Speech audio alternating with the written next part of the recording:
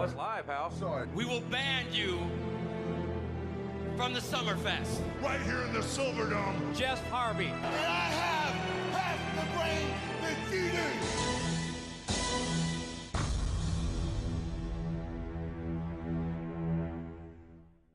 Welcome to the Wrestle Hunks Podcast, a podcast where three hunks get together and discuss some of the very worst things you can find on the WWE Network, and the only wrestling podcast that pays everyone equally. I'm your host, the Mordecai of Microphone, Brandon Marlow, and as always, I'm joined by the hunkiest hunk, Brody Price. If you guys need me, I'll be tweeting about Nick Collison's jersey retirement. Yeah, you're really going in on those Twitter guys that tweet shit about Nick Collison's jersey retirement. I'm not going to have any of it. I'm not here for it. You know what? You'd think starting off the podcast with some basketball talk would be a bit off topic, but he plays for the Thunder. Yeah, exactly. That's why I'm talking about him. Thunder. And yeah, we're covering WCW Thunder, so I was more of a fan of WCW Supersonics, but they had to move it. Yeah. I'm also joined by the IMDb of wrestling, Nathan Marlow. I'm the king of wrestling, Nathan Marlow. The king of wrestling. Yep, king of Australian wrestling. And Brody was going hammer and tong yesterday with all those bloody Nick Collison tweets. Yeah, well, that's what they get. He's angry. Yeah, I'm definitely angry. Anyone that speaks bad about him. You just decided you're going to be one of those Twitter users that just roast people. Just sick all your followers onto whoever you choose, and they just drag him. Drag him, sis. Snatch that wig. Both of them were like... One was like an ESPN guy, and one said he had NBA in his Twitter. You clearly got no idea about basketball. Yas Queen. Were they both? I've looked at them. Weren't they both verified? They're both actual people. Yeah. I don't know if I'd be tweeting out that if I had the old blue tick. Why aren't I verified yet? That's a good point. I mean, you can apply for it. Just be like, hey, I have a successful podcast, and I'm a wrestling Twitter influencer. That's exactly right. Just really talk yourself up, and then they might just be like, "Oh, I'm Dave. Followers." I'm Dave Maltz's son. I'm his protege. I mean, Dave Meltzer's not even verified. Yeah, that's really weird because some of his other ding dongs that write for his website are verified. So it's yeah, Alvarez is he's. So I wanted to ask you boys before we get into the show, how did you boys enjoy your time away from podcasting? It was good. I mean, I don't know. It's only been a week, right? Well, all those people. I mean, we missed it so much. We decided to start another podcast. Exactly. Yeah, you're just jonesing for it. Fuck, gotta talk into the old big stick. Yeah, I couldn't get enough of it. I'm addicted now. Yeah. So as you mentioned, you two have started a current day show covering all the haps in the graps. We have. Jeez, that's a good line. We should use that. Feel free to use that in your opening. You might use that later this week, actually. And we're excited for 2 weeks. You should be on it and give us your Royal Rumble predictions. Oh hell yeah! Fucking and tell us how much you hate women's wrestling.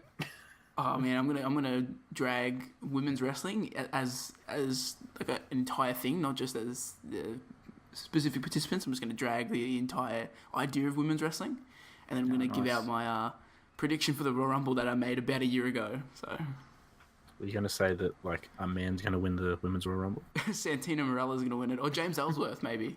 Oh, good call. Or R-Truth could win it as well. I would be okay with that actually.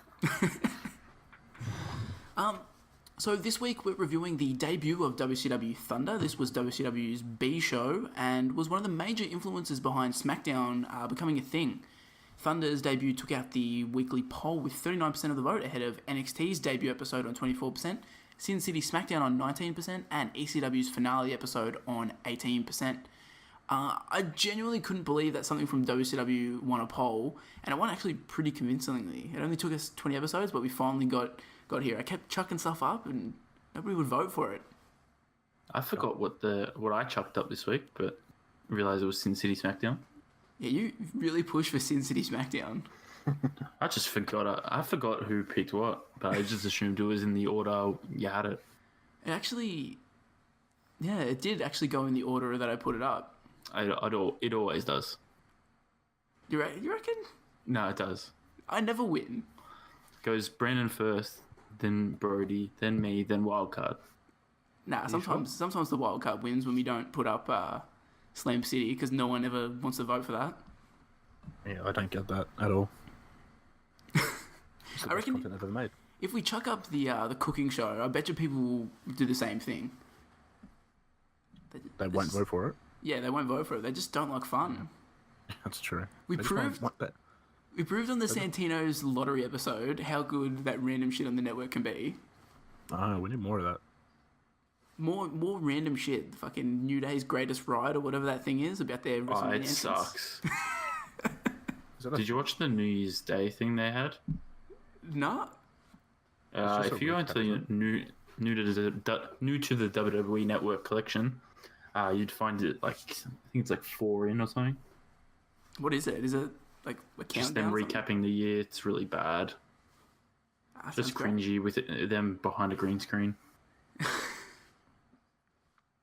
Well, I wanted to ask you before we get into the history of the debut of WCW Thunder. Had either of you boys watched anything from Thunder at all in its about 3-year history? This is my first time watching OKC Thunder. What a episode to start off with. The thing that just really kick-started it. It's absolute barn burner, I think we can all agree. It's amazing. I got the 2-hour, 20-minute one, which was good. I'm happy about that. Matt, had you seen anything from Thunder? I've only watched a couple episodes, but this is one of the ones I have watched. I honestly don't think I'd ever seen anything from Thunder. I think my experience from Thunder was playing WCW Mayhem on the PS1 and being like, oh, I'll pick the Thunder Arena. That looks cool. It's got lightning. I mean, I don't even think it's a B show. It's a bloody F show. It's kind of like an A show at this point. They treat it like an A show. It's just like a second show, kind of how SmackDown was at the start. So I mean, you kind of have to at the start of a new show, though. it definitely becomes an F show by like 2000, 2001. It's like, what the fuck is this? This is lower on the totem pole than WWF Jacked. Well, Does anything happen on Thunder ever, like, of note? There actually quite a bit happens. I've got a list of episodes Oh, cool. here. I'll run you through some of the illustrious things that happened on Thunder. The Wolfpack theme debuts on Thunder on May 27, 1998. David Arquette wins the World Championship in April of 2000. Randy Savage and Bret Hart both have their final appearances in WCW on Thunder. And AJ Styles debuts on Thunder. nice. Also, Goldberg smashes his hand on the limo, that thing where like he ruins his run. He does that there as well. So Oh, nice. there's not a lot of iconic things happening there, but Just like this show. yeah, this show is not to spoil our thoughts for the end too much, but this show is absolute dog shit. If you think Monday Night Raw current day is filler, gee whiz. That's all I could keep thinking like during the show as it kept going on and on. I'm like, wow, we have it good these days. Yep. Especially because you can like watch it later and skip through everything. That wasn't as much of a thing at this time. I wasn't planning on watching Raw tomorrow until I watched this, and I was like, fuck, I gotta get some good wrestling into me. Got to watch a Seth Rollins versus who's he face these days? I haven't watched Raw in a month. Lashley or Ambrose, wasn't it? See him do a bunch of suicide dives. It's better than this shit. So we move on to the history, background, and build-up of the show here. And the debut of WCW Thunder came on January 8, 1998, and it was actually live, which surprised me. I thought it would have been a taped show, but no, everything WCW was live at this point in time, apparently. But on this day in history, we have the World Trade Center bomber, Ramzi Ahmed Yusuf, sentenced to life in prison. Roseanne Barr files for divorce from her third husband, Ben Thomas. And in Nat's favourite segment, who died on this day, Michael Tippett, no relation to Kurt, an English composer and conductor, dies at 93.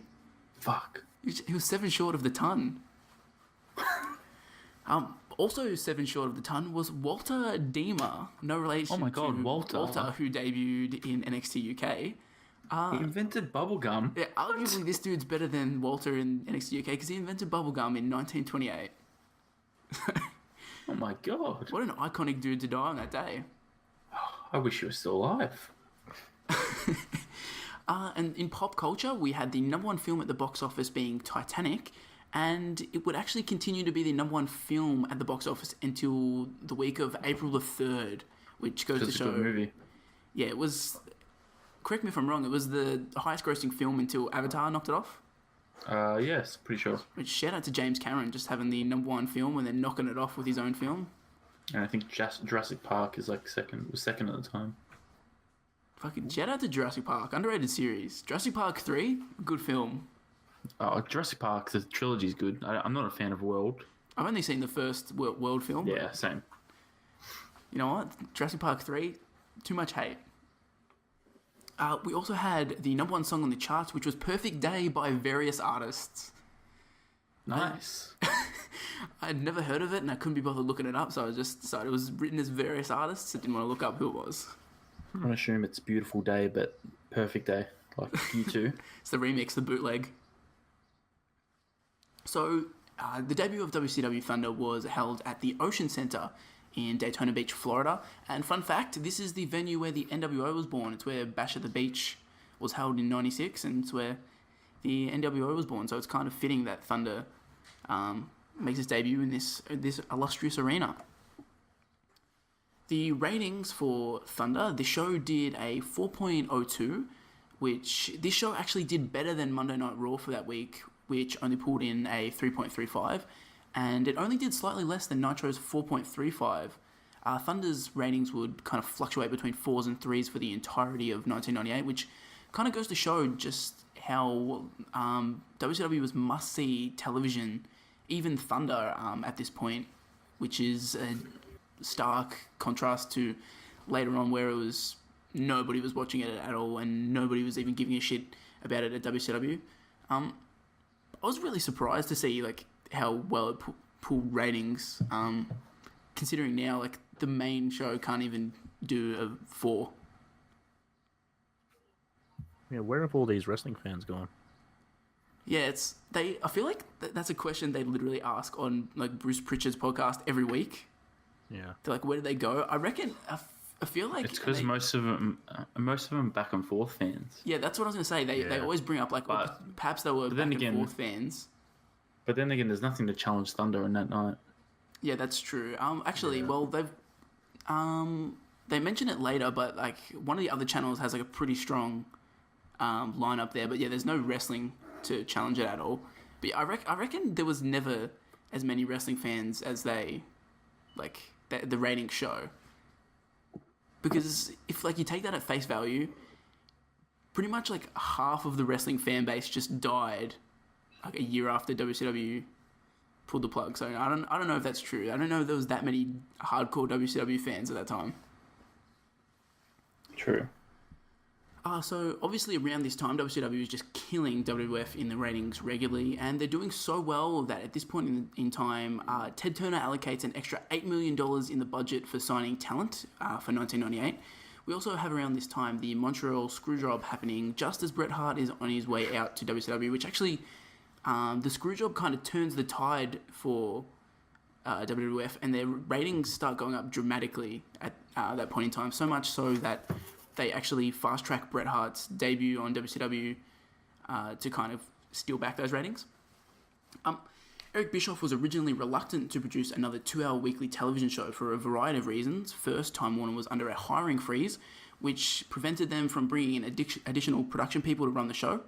Second, Bischoff felt that WCW did not have enough talent to produce another show and risked overexposing them and making storylines less significant. And third, according to Bischoff, TBS refused to pay the cost of producing Thunder, which was between $12 million and $15 million per year. Bischoff eventually decided that he could make the show work and help pay for it by expanding revenue from increased house show business. Bischoff was also given permission to sign Bret Hart, specifically as a high-profile talent to perform on Thunder. And in the November 17th Observer, Meltzer reports WCW's upcoming Thursday show may be called WCW Thursday Thunder, but that's not definite yet. He would also later report that the new TBS show is simply going to be called WCW Thunder. They dropped Thursday Thunder because the show may be moved to Wednesdays when baseball season starts. We've also got in the November 24th Observer that the plan is for Nitro to become the NWO show, and it will likely result in the NWO splitting up into 2 factions. Hogan's original NWO versus the Wolfpack NWO, probably led by Nash. Meanwhile, the new Thursday show will be the WCW show with all the normal WCW guys feuding with each other, and then they would all come together on pay-per-views and have interpromotional matches. So I just wanted to stop here. It feels like splitting the two shows between WCW and NWO was obviously the best way to implement a kind of brand split, especially compared to the WWE's two kind of random attempts at it now.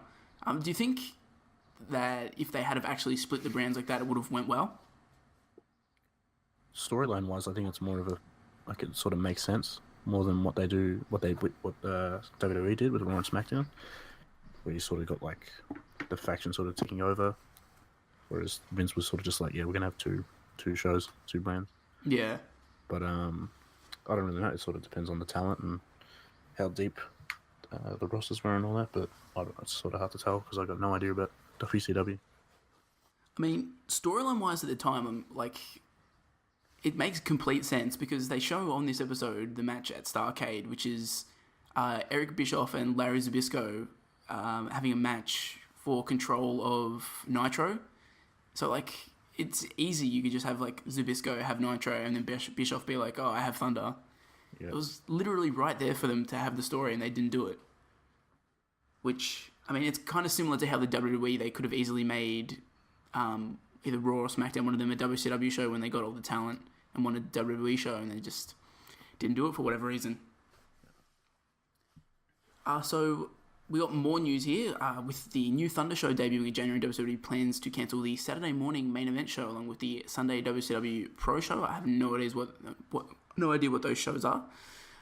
December 8th. I think that's just WCW Saturday night. No, this Saturday night was still on. But it cancelled very soon after. Does it really? They really hyped that up in this show and advertisement for it, talking about how it's been in the same time slot for 25 years. I've never heard of the Sunday Pro show though.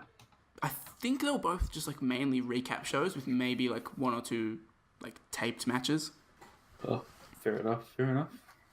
So in the December 8th Wrestling Observer newsletter, Meltzer reports WCW has booked Eric Bischoff versus Larry Zybyzko at Starrcade with the winner getting control of Nitro, which is Bischoff taking a massive gamble with messing with the winning Monday Night formula. As mentioned before, the plan is for WCW and NWO to split into separate entities, having separate TV shows and running their own house shows. And at this time, apparently the idea was Bischoff winning, which is not the case in reality. And kind of Meltzer runs down that they'll have different announced teams and stuff like that. And he also says that the name Thunder might not be happening because ESPN owns a trademark on Thunder for a motorsports TV show, but obviously that doesn't happen. And finally, in the December 22nd Observer, the plan apparently is now for Nitro to stay as it is and be the WCW show, and the new Thursday show will be the NWO show. But that could still change, and considering how much things in WCW seem to change at the last minute these days, it probably will. So just one final question about kind of all this. Do you think WCW wouldn't have declined as fast if they made Nitro and Thunder two separate shows? Because one of the main criticisms is that the NWO storyline just kept going on and on, everyone got added. I feel like that probably would have been alleviated if they didn't have two shows for them to appear on. That's true, but were most people watching because of the NWO, or was it just the whole show in general that people were watching? I don't know, you watch more NWO. You watch a WCW event and the NWO are over as fuck. But then you hear people speak about it now and they're like, oh, I was so tired of the NWO and I just wanted to see the cruiserweights and stuff, and I wanted to see Jericho get a push. So But I think that's because they've evolved as fans when they got older. Yeah. That's rose tinted glasses kind of stuff. I feel like it's a kind of when Vince McMahon comes out situation and everybody cheers him, but then immediately afterwards they fucking bitch about him. 100%. Because if the whole reason that a lot of people are watching is because of the NWO and you have them on Thunder, is anyone going to watch Nitro? That's sort of my thinking, but I have no idea. No, exactly. Hey, everyone will tune in to see Raven's flock. Oh god, that was exciting.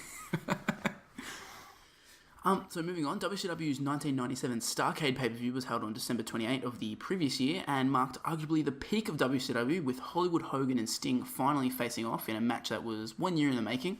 The pay-per-view did 650,000 buys, up from the dismal 160,000 buys the previous pay-per-view did, and that was basically competing with the best WrestleMania buys, I think, at this point in time, which is pretty good for WCW. Nice. Despite this being one of WCW's highest points, this pay-per-view actually really fucking sucks. If you look in the Google Doc there, boys, there is one decent match on the card, and it's Eddie Guerrero defeating Dean Malenko for the WCW Cruiserweight Championship, and even that's not that great by their standards. Jesus. Everything else is like you've got like half stars, minus stars for Goldberg and Mongo McMichael, and yeah, just basically everything on the card sucks. And like, imagine if the WWE put on a WrestleMania like this in this day and age, like that would get torn to shreds. So you're building Sting versus Hogan, and it goes 13 minutes, which is the third longest match. Yeah, but both of them aren't good workers. I know, but still, come on, like, I don't know. I always expect a main event to be, a good main event that goes longer than 13 minutes. Honestly, like this show should be ridiculously good. Like you got Eddie Guerrero and Dean Malenko in a match, like Saturn and Chris Benoit. Then DDP and Mr. Perfect are going at it, and Sting and Hogan in the main event. Like, there's the Steiners and Randy Savage in the one match. Oh, actually, that match wasn't supposed to have Randy Savage in it, but and Ray Trailer's pretty good too. And then you got fucking fucking Vincent. I'm assuming that's Virgil. Yeah, it is. What a name! And a fucking Ice Train. Hey, the Flash. Bring back Ice Train. He was the best. Fucking hell. So Dave Meltzer had a little bit to say about this pay-per-view. After a year of build-up, Sting wrestled his first match, which did either of you know that like in this year-long build-up that Sting didn't wrestle at all? Because I've learnt that for the first time here, that Sting didn't wrestle at all in this year. A whole year just sitting in the rafters. Like, I don't know. I hear that and I think, God, that sounds like it would have been painfully boring, but apparently people were. No, it's a year-long storyline. He comes down from the rafters, attacks NWO, and then he runs away. And then the build-up was supposed to be Sting. They have the match at Starrcade. Sting wins, and then you have NWO and Thunder as separate shows. Man, in 2019, if you had some ding-dong come down from the rafters every week for a whole year, people would hate that. I think they'd say they're making fun of Owen Hart. Yeah, they might actually. Somebody probably would though. So this is disrespectful to Owen Hart. Definitely. So the result wasn't great according to Meltzer. The build-up was great, and there was more anticipation for this match than any match in recent years. Despite not wrestling for a year, Sting had become the number 2 merch seller in the business behind Stone Cold, which is pretty impressive. And WCW ratings are through the roof, but when it came to time to deliver the match, it fell apart. The idea for the match was for Hogan to pin Sting and referee Nick Patrick to do a fast count, thus screwing Sting out of the win. This would lead to Bret Hart coming out and restarting the match with himself as referee. But the problem is, Nick Patrick didn't do a fast count. Meltzer suspects that Hogan changed the spot in the match, because how the fuck do you botch a fast count? And Nick Patrick didn't dare go against Hogan's wishes because he had complete creative control, so it's basically up to him. And so it just kind of looks like Hogan simply pins Sting clean here, only to be screwed over by Bret Hart, which isn't exactly what they're going for. Did you notice how weird that looked when they replay it on Thunder, the supposed fast count? I mean, it's a little bit faster, but not really. So it's like a bit of a grey area there. Because if I didn't read this before watching it, I would have been so confused. Where's the controversy? It was for Nick Patrick standards, considering he's supposed to be the crooked ref. That's a pretty clean count. So to try and correct this, they had a rematch on Nitro the very next night with the idea that they would air the finish on the debut episode of Thunder. So that they had Hogan vs. Sting again on Nitro, and the show ended in the middle of the match. It led to a record number of calls and complaints to Turner Broadcasting. Basically, the whole thing was a mess, made even worse by the fact that Sting looked completely human and lackluster once the bell rang, immediately killing the entire gimmick he'd built over the last year. And other notes from this was that WCW was predicting a 1.7 buy rate, which would be by far the largest pay-per-view buy rate in WCW history, and bigger than anything WWF had done in the last 7 years. And the show also broke their gate and merch records as well. And as I mentioned, there was also a shitload of wrestlers who missed this show. So Kevin Nash was supposed to wrestle the Giant at Starrcade, but he was claiming that he had a mild heart attack. I can explain this. I know the story. Do you want to explain it then? Well, I'll just read what you had. Whether it was true or not was the big question that everyone was asking. There's a word that it may have just been bad heartburn or indigestion. It turns out it was more that he had done a leg workout that day, a really intense leg workout, and it's something to do with the way the muscles react with the body, and it turned out like when you get a blood test or whatever, your blood pressure's taken, it resembles having a heart attack. Wow. And so he missed the show pretty much for nothing. He also it mentions here that Nash's dad had a heart attack and died, so he was pretty paranoid about a similar fate. So, Yep. I mean, it kind of like Kevin Nash and Scott Hall do some pretty like fucking dick things to miss shows when in WCW, but I kind of give him a pass for this one. Someone who definitely gets a pass for missing Starrcade is Conan, who missed the show because his girlfriend had given premature birth to their baby, who ended up being stillborn. And as you mentioned, Randy Savage was in that random 6-man tag. That was where Conan was supposed to be, but he took his place, and they had to change the finish to get Savage to agree to do the match. Conan's team was booked to lose, but Savage only agreed to work the match if he got the win. And Scott Steiner was none too thrilled about it because he was the one to do the job for Savage. We also had Raven missing the show, who was supposed to have a Ravens Rules match or something with Chris Benoit, but he had an inflamed pancreas, so he missed that. And we also have Dean Malenko, who he didn't miss the show, but he'd asked months ago to be allowed to miss Starrcade because his wife was due to give birth. But WCW booked him for the match and advertised him anyway, and they kind of met in the middle. He did the match, but WCW had a chartered plane that flew him there and then flew him home immediately. So considering that's their biggest show of the year, the culmination of a year-long storyline, they're doing their best business. What a fucking clusterfuck. Those are the egos on some of them. Fucking Conan, how dare you? No, like Savage and Hogan. So far, what you've read, it's very funny. Hogan, complete ding dong, and then Savage as well. Like in 1998, he thinks he's main event talent still, but he's really not. Like, I mean, did you see his hair, the ball patch? I forgot to write that down in my notes, but yeah, he's got a serious pancake on the back of his head. Jeez, you're not a main event if you've got hair like that. Meanwhile, Elizabeth is roll tide. Well said. I thought she would have looked worse than that when she came out on Thunder. I'm like, she probably look kind of old aged, and no, she just looked normal. I'm like, all right, Macho Man over there looking like he's 500 years old. Yeah, your WWE Network app was getting a bit sticky. So about a week before this show, Meltzer reported about Thunder that they still have no real plans in place for what the show is going to be or how it's going to be handled. So, classic WCW, I guess. So we move on to the actual show now, and everybody's favourite segment, the number of dead people on this show. The magic number this week is 7, unless you guys have picked up ones that I couldn't spot, because there's a lot of random shit going on here. The people I picked up were Randy Savage, Chris Adams, Louis Spicolli, Ray Traylor, Miss Elizabeth, Bobby Heenan, and Lee Marshall. I didn't go out of my way to see if anyone else was dead. I couldn't be bothered. Yeah, I kind of...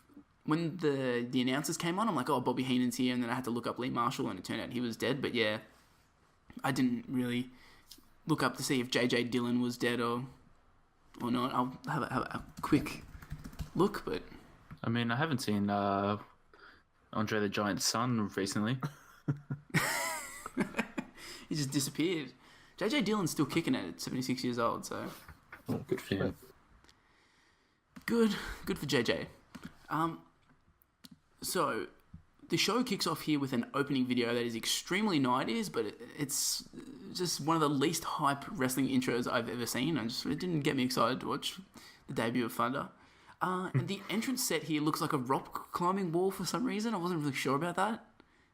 Like, can either of you help me process why that it was like a real rocky wall thing? I'm trying to figure out what that has to do with Thunder. Like rocks. Yeah, I was confused. Even the ring apron was like rock. Yeah, I have that here as well. That's really weird. Because I was expecting, like, everything's going to have, like, that sick kind of Thunder look to it. Kind of like how Hogan has on his tights. I'm like, that's such a dope look. Yeah. You know what it reminds me of, Pricey? Mm. Sex Rock. Ooh, shout out.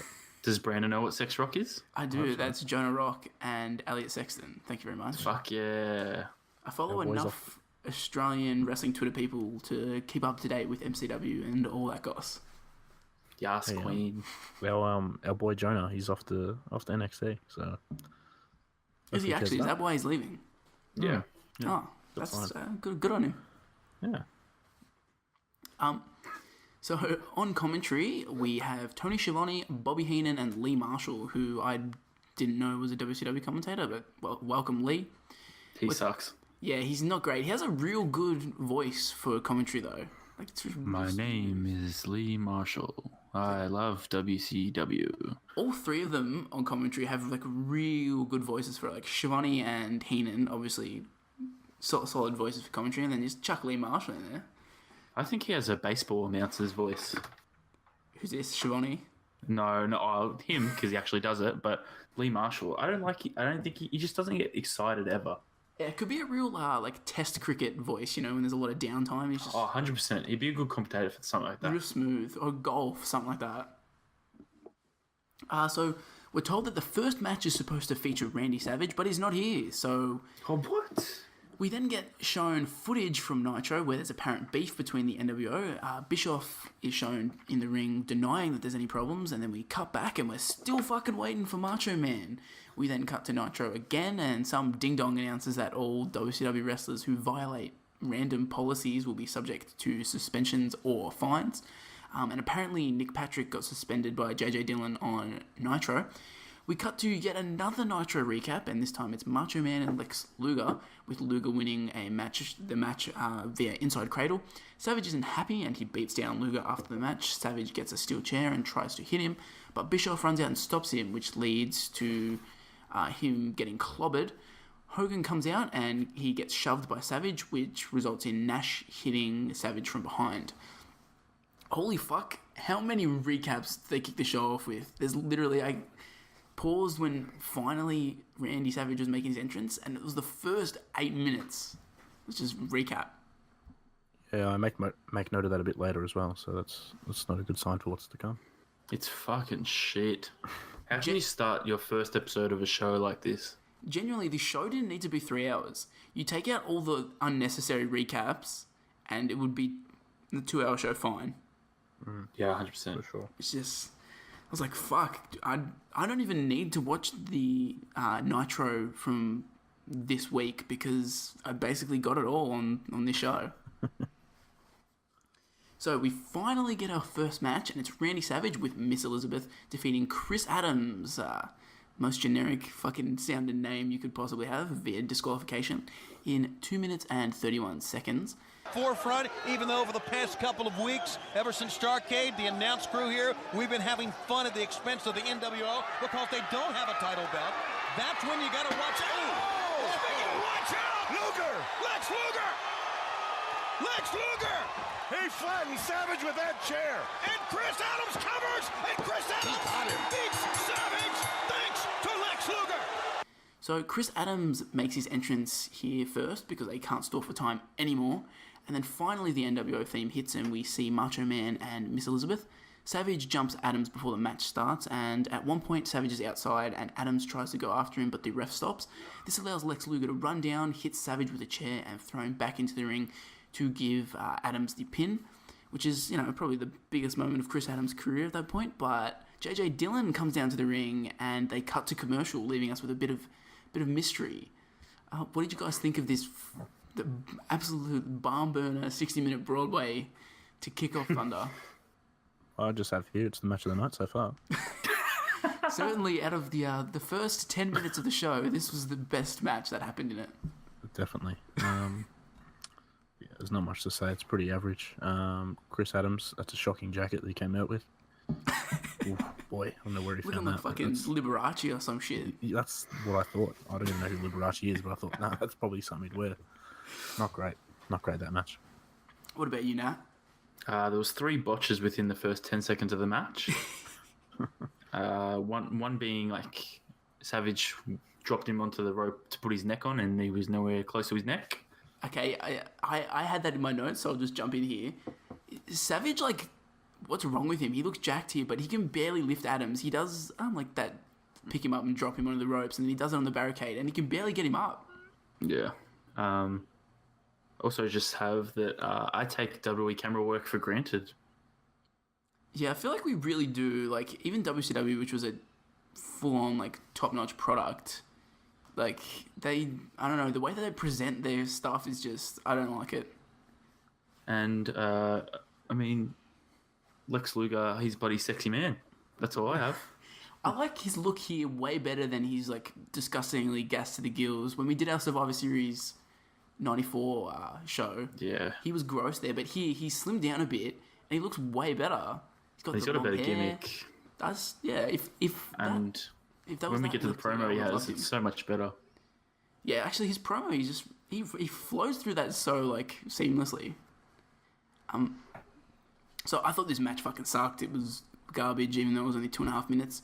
And kind of jumping off how you said we take WWE's like camera work and production for granted. Nat, how awkward is like the cut to commercial when JJ Dillon runs down? Like, Yeah. WCW were obsessed with cutting to commercial or like ending their show while something was like in the middle of happening. I don't know, just It's edgy. Makes you want to not change the channel. Like, you gotta stay tuned, but also it's, I don't know, it just doesn't really flow well. And I'm just like, just show me what the fuck JJ Dillon's down here for. Yeah. And that cliffhanger doesn't get resolved for like the next 20 minutes. Yeah. And then there's fucking all that shit. My final note here is Chris Adams looks like a ding dong, and fuck his trumpet entrance music. Yeah. I think I mentioned this later on, but WCW have just absolutely garbage entrance music. Yeah, no, they do. Only the Wolfpack one's good. I think Wolfpack, NWO, Goldberg, and that's about it. Yeah, Goldberg's good too. I should have hired CFOs They should have. back in the day. So I'm assuming we have nothing else to say because there's not a whole lot to say about Randy Savage's getting the first win here. Oh, fuck no. It's just it's a little bit of trivia there, you know. Who was the first person to get a win on WCW Thunder? Randy Savage over Chris Adams. After we come back from commercial, the NWO theme is playing and Eric Bischoff is making his way to the ring with Hollywood Hogan. They take like 6 hours to get to the ring, and how long do they take? Hogan does a pose every 2 steps. Far out. Eric Bischoff's And then got like do his three times he has to tell the camera that the pin was 1, 2, 3. And then he continues doing that when he comes out later on. Hogan makes like 4 different entrances during the show. But yeah, it takes so long for them to get there. And then when they finally do get there, Bischoff announces Hogan as the World Heavyweight Champion, despite him losing at Starrcade. Bischoff says Hogan will get his title back tonight. And then Hogan says all the bikini babes at Daytona Beach told him that he beat Sting. That kind of redeemed them taking so long to get down there, because I like Hogan in his Hollywood Hogan heel gimmick. It's a lot better than his fucking white meat babyface I love America shit. Yeah, prime Hogan. Also, how good does his beard look when it has that like black part? When it's black, yeah. This whole look for Hogan, the sunglasses, the bandana, his tights, even his boots, like spot on. Because when he comes back to WWE, he keeps doing that. Even when he goes back to the yellow and red, it looks so much better than just the white. Yeah, it's just overall it's a way better look. Like somehow he's looking better in 1998 than he was like 10 years earlier. That said, he still looks like an overcooked hot dog. He is so tan here. Homeboy has never been more tan in his life. That's natural, brother. But yeah, he says that they're going to prove that he won at Starrcade tonight, and then we cut to commercial, and when we come back, we cut to Mike Tenay, who is with JJ Dillon, and Dillon announces that in response to the fines and suspensions nonsense that was mentioned earlier, he's reversing the decision of the first match, and Randy Savage is the winner. Luger then comes out and complains that the NWO have had no repercussions for an entire year, and only now the executives are taking action, and it's affecting the WCW superstars instead of the NWO superstars. Luger then says WCW needs to take matters into their own hands. I stood up and got goosebumps and said, "Here, here." You were ready to storm the ring with him. I was so fucking inspired. It was fucking good promo. It was good. I enjoyed it. It was actually not too bad. Like, he was screaming, but he just flowed from one thing to the next. He never, like, stuttered or anything, which I wasn't expecting from Lex Luger of all people. Hey, if you've watched the 3-hour Lex Express special where he's just sitting on a bus, this promo has fucking more personality in it than that whole 3 hours did. Hey, you'd quickly run out of ideas if you were sitting on a bus too. It's like, True. it's just, there's a cactus over there. I like America. So our next match here is Rick Martel defeating Louis Spicolli via submission in 3 minutes and 17 seconds. There it is. The Quebec Crab. It's a lot like Jericho's finishing maneuver. Yeah, like his lion tamer, only a little bit deeper seat. Jericho almost pulls him over. He bends in a different way, but similar. That's right, but nevertheless, Rick Martel is now 2-0 in WCW. Is that who it was? Who? Louis Spicolli or Rick Martel? Rick Martel. My network buffered. So it and then it skipped past his entrance. So Oh yeah, and my they never network actually does that as well sometimes. they never mentioned his name during the match, Rick Martel. Yeah, they don't really play it up. Like, Rick Martel is like a name that I recognise. So like, as a... I was like, so I literally in my notes I've got Louis Spicolli versus some guy. Well, Martel doesn't really have a gimmick here at all. I mentioned it in a second, but Martel had just debuted in WCW on Nitro that Monday, so this is his second ever match. But he doesn't even have a gimmick. Like, he's not the model. Should have done his old gimmick. Yeah, like, you naturally would bring him in with that. Instead, they bring him in as a nobody. Someone who does have a gimmick, though, is Louis Spicolli, I assume, because he comes out wearing a shirt that says, "The Real Innovator," and then on the back it says, "Of the Death Valley Driver." Is that a stab at Tommy Dreamer? I assume so, maybe. I don't know anyone else notable that was using the Death Valley Driver at that time. Also, he looks like Tommy Dreamer. Yeah, he's wearing the trackies. The same shit. I just think his shirt sucks because on the front it says "The Real Innovator," and I'm like, oh, okay, so he's calling himself the Real Innovator. And then he turned around like a minute later and it's like, oh, "Of the Death Valley Driver." I'm glad you have that in there because I was sort of half paying attention to this match. On the back it said of the Death Valley Driver or whatever. I'm trying to figure out what the fuck that meant. I didn't know that had anything on the front. It's like, what does he mean, the Death Valley Driver? What is that about? Well, I wouldn't put it past Louis Spicolli to do something like that because he looks like a real ding-dong. When he came out, I'm like, ooh, this is not what I was expecting. So, Rick, as I mentioned, Rick Martel had only just debuted in the WCW, and during this match, Raven's Flock make their way through the crowd. And if you're thinking there's some kind of payoff later in the show for that, there's not. Until I mentioned Raven's Flock a little while ago, I had completely forgotten that they showed up on this show. So it's just like, oh, cool, Raven's here, Billy Kidman, the other ones, and then they just fucked off. So this match, nothing notable happens. Martel locks in the Boston Crab to get the win, and I think the most notable thing that happens is that they talk about, oh, Chris Jericho does a different kind of Boston Crab. Oh, that's what I had. That's the kept just saying Walls of Jericho. They just kept saying, oh, he's doing the Walls of Jericho. It's like, no, Jericho didn't invent that. So what did you guys think of this match? Not great, but I was just too busy looking at Raven and his flock the whole match, so I got distracted pretty easily during this one. What about you, Nat? I wrote fucking shit, and I still don't know who won. Who the guy was. Yeah, my thoughts pretty similar. I thought this is a subpar match, but it was a lot better than I thought it would be when I first saw Louis Spicolli. I was like, who is this fat dude, Beer City Bruiser looking guy? My first note here was just, who the fuck is Louis Spicolli, in all caps? I also, when Rick Martel came out, I thought Rick Martel was dead. Like, when I put together the thing about like who's dead on the card, I was just like, oh, Rick Martel, he's dead, and then I was like, oh, he's not dead. I thought he would have been dead at this point of time. But yeah, final note is Spicoli looks like they grabbed some schlub from the crowd and made him wrestle. Louis Spicoli never really left his mark on the wrestling universe, apparently, because I'd never heard of him until now. I just assumed he was Italian and he was going to be in the FBI. He could be with a name like that. So any final thoughts here? No. The show sucks. Didn't think so. When we come back from commercial, we get a recap from the Giant and Kevin Nash at Starrcade. We see Scott Hall announce that Nash won't be facing the Giant, and Hall throws his toothpick at the Giant and tries to beat him down. But Giant fights him off easily and hits him with a jackknife powerbomb. We then get Mike Tenay joining commentary for our next match, which is Tenzan defeating O'Hara with Sonny Ono via... You got me there. It's pinfall. It's via pinfall, but Nat's changed it to via did Brandon accidentally put on New Japan World? Hey, how about that? Nice translation.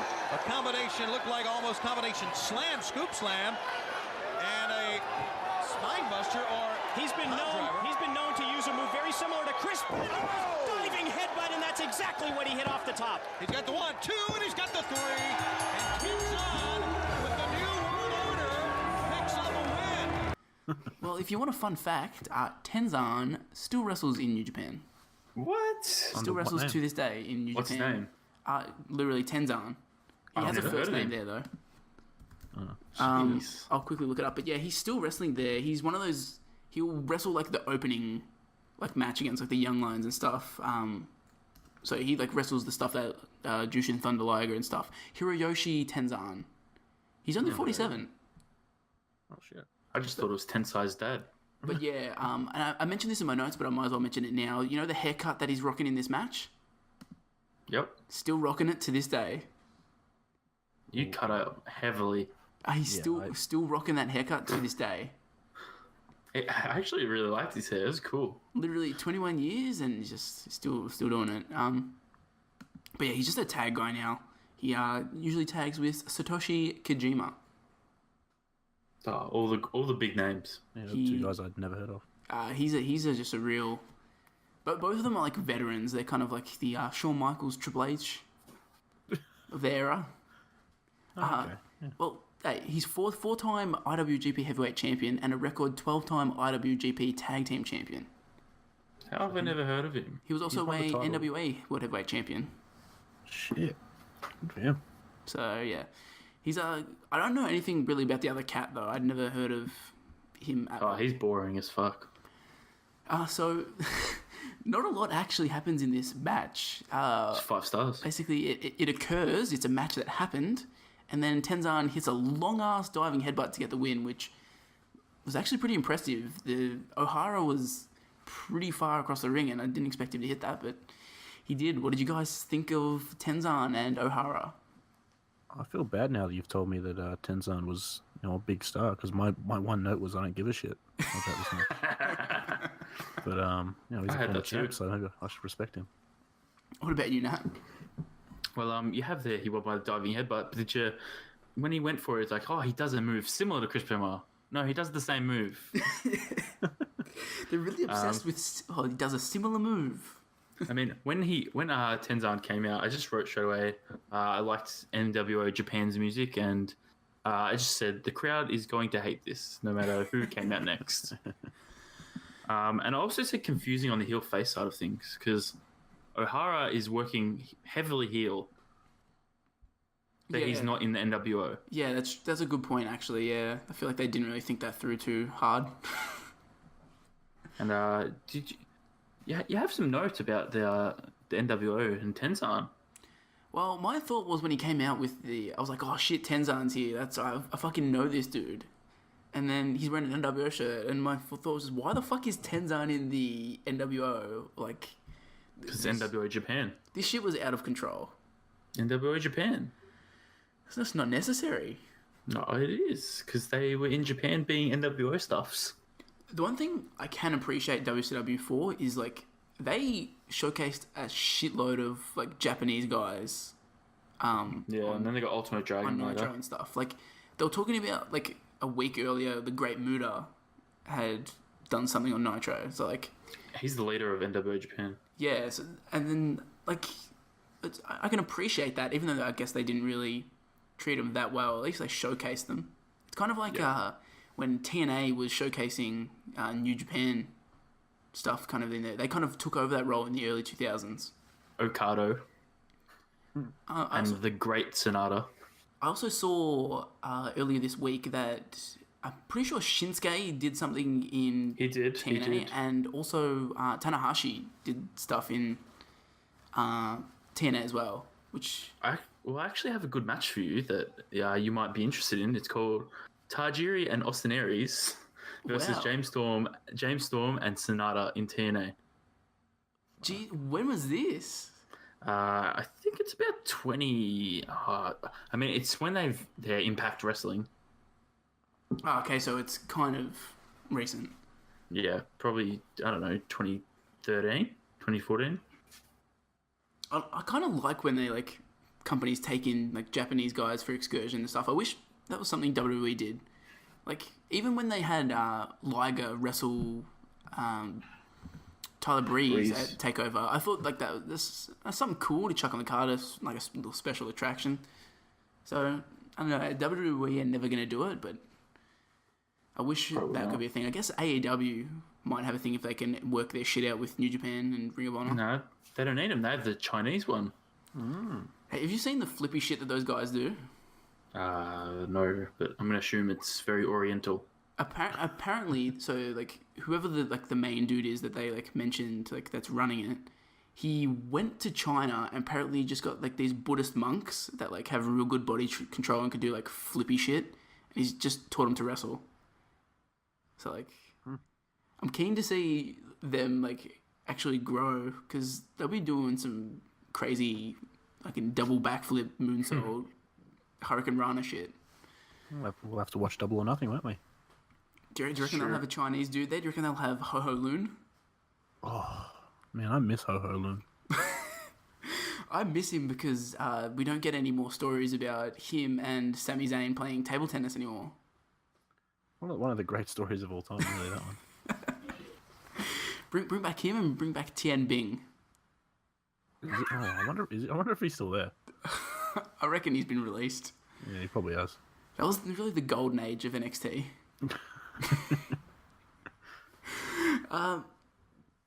So my thoughts on the match was literally I just wrote, yep.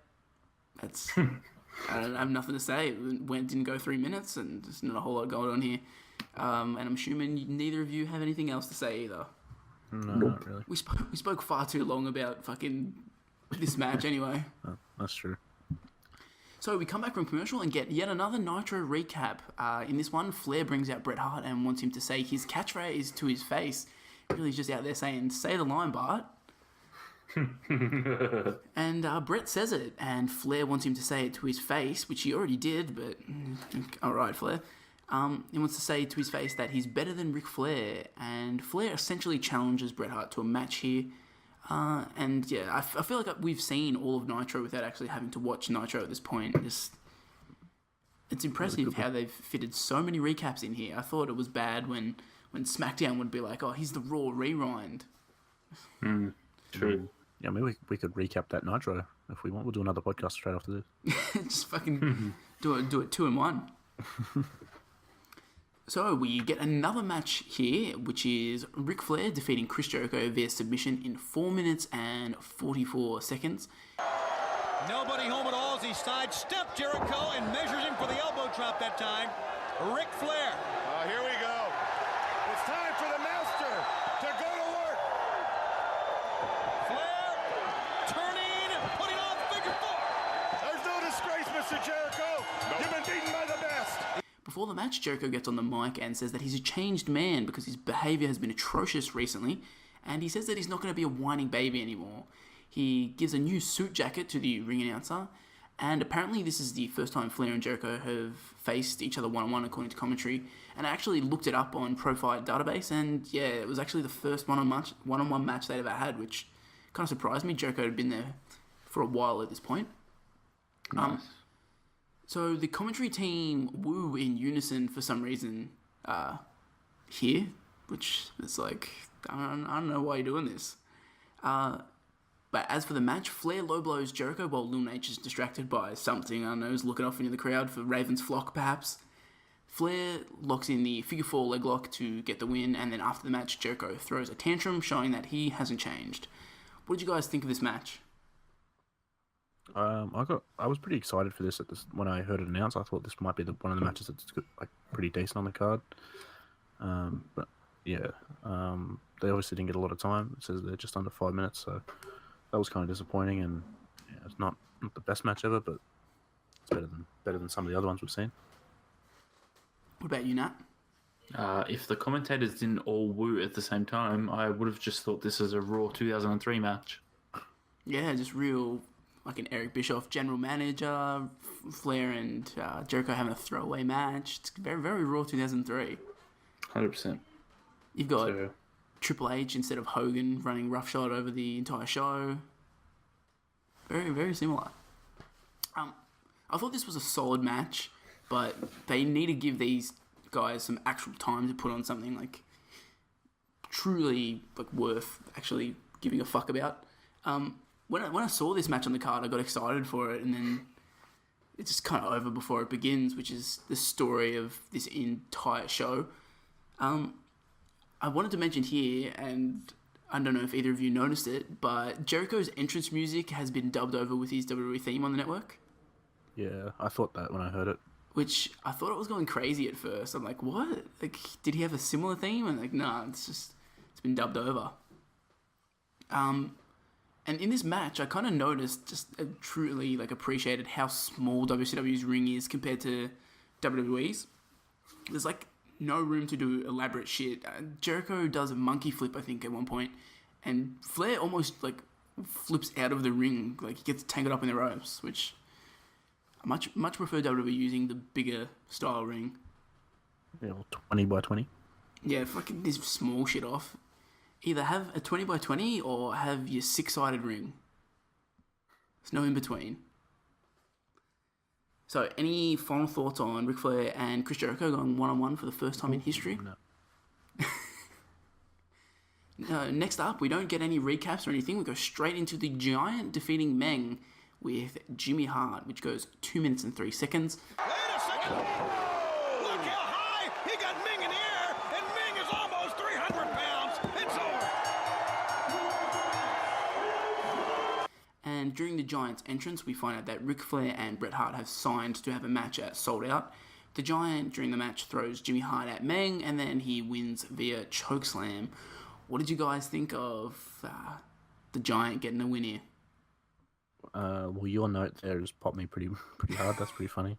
But my one note for this was, why the fuck is this show 3 hours? Very good question. When I watched this match, I was like, man, like 3 hours, that's fine. But put stuff on that's gonna make it feel like it's not 3 hours. This made it feel like it was 6 hours. I couldn't believe I was watching the Giant versus Meng.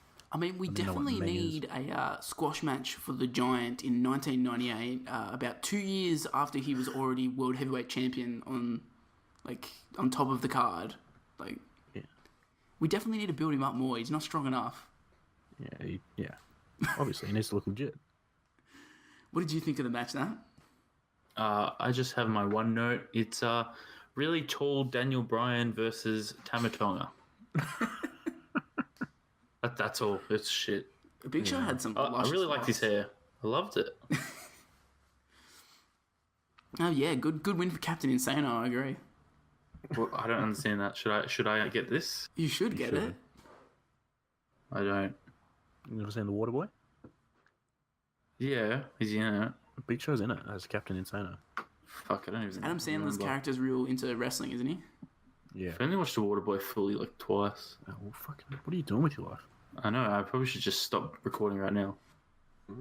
Start a Waterboy podcast. Reviewed each week. Adam Sandler Big 3 podcast. So moving on, because we haven't had enough short matches, and we're gonna get a 2-for-1 squash match here. Because next up we get Bill Goldberg, not Goldberg, Bill Goldberg, defeating Steve Mongo McMichael in 2 minutes and 22 seconds. Great takedown tonight as we broadcast live from the Ocean Center in Daytona Beach here on Thunder. Tony, I believe Bill Goldberg, or Goldberg as he likes to be called, is undefeated since showing up here at WCW. I'm not sure, but I think so. I think you're right, counting what happened at Starrcade the only way. There's the jackhammer. There's the jackhammer. 1, 2, 3, and he wins again. And Goldberg doesn't have his cool entrance yet. He doesn't have the security and the backstage stuff. He just comes out. And as I mentioned, he's also billed as Bill Goldberg. So as he makes his way to the ring, McMichael hits a suicide dive type thing on Goldberg before he can even get in the ring, and then Irish whips him into the steel steps. But this doesn't matter at all because Goldberg still squashes him with his classic spear and jackhammer. What did you guys think of the second straight squash match we've had on the card? Mongo got too much offense in. It should have just been spear, jackhammer, let's go home. And my other note here is just WWE Goldberg's run was so much better than WCW. I was honestly expecting this to be a really quick match because it was a rematch of Starrcade. So I was like, oh, Goldberg will just beat him in 10 seconds, and then no. 2.5 minutes. Fucking checking me watch during this one. What did you think, Nat?